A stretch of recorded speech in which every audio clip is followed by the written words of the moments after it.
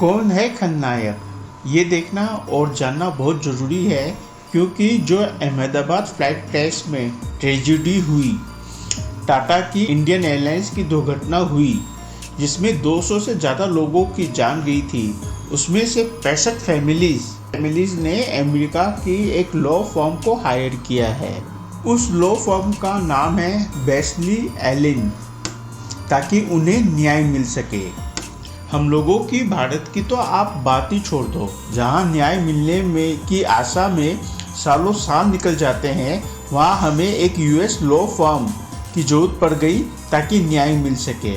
पहले ही एक हंगामा हो चुका है, टाटा के एक लंबा और पेचीदा प्रोसेस खड़ा कर दिया था अपने 1 करोड़ रुपए के मुआवजे को लेकर, जो उन्होंने वादा किया था पीड़ित फैमिलीज को।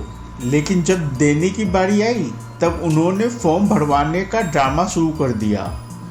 तो ये पूरा खलनायक जैसा रोल निभा रहा है टाटा।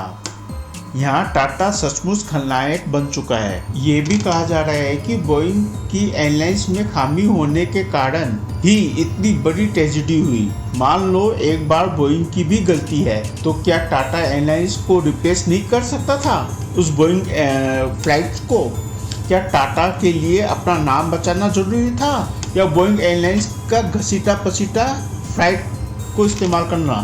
टाटा पर तो केस बनता ही है, चाहे बोइंग की गलती कितनी भी बड़ी क्यों ना हो। असलियत तो यह है कि टाटा ने सारी एयरलाइंस सेकेंड हैंड ली थी सरकार से। उन्होंने बोइंग से कोई एक एयरक्राफ्ट खरीदा ही नहीं। क्या टाटा अनजान था कि आज के समय में बोइंग एक बदनाम निर्माता है? सच तो यह है कि टाटा टूटी फूटी एयरलाइन से ही सर्विस देता रहा।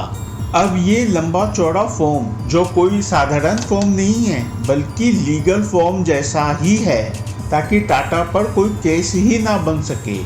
इसी मजबूरी को देखकर इन 65 फैमिलीज ने फैसला किया कि अब उन्हें अमेरिका में ही न्याय मिल सकता है। ये हाल है हमारे देश का, जिसे हम विश्व गुरु बनाने का सपना देख रहे हैं।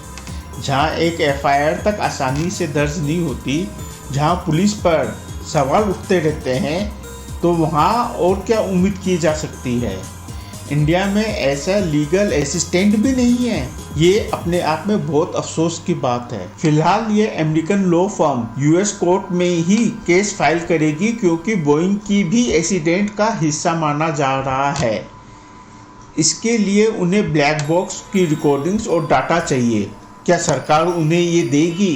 क्योंकि केस मजबूत तभी बनेगा, और वो भी अमेरिका की अदालत में।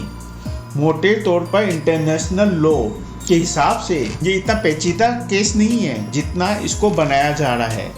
लेकिन जब घर में ही चोर बैठे हो तो बाहर ढूंढने की क्या ज़रूरत है? तो देखिए आगे क्या होता है, कौन निकलता है असली खलनायक। ये तो पक्का है कि बोइंग भी खलनायक है, लेकिन इन दोनों खलनायकों पर क्या कार्रवाई होगी ये आने वाला समय ही बताएगा।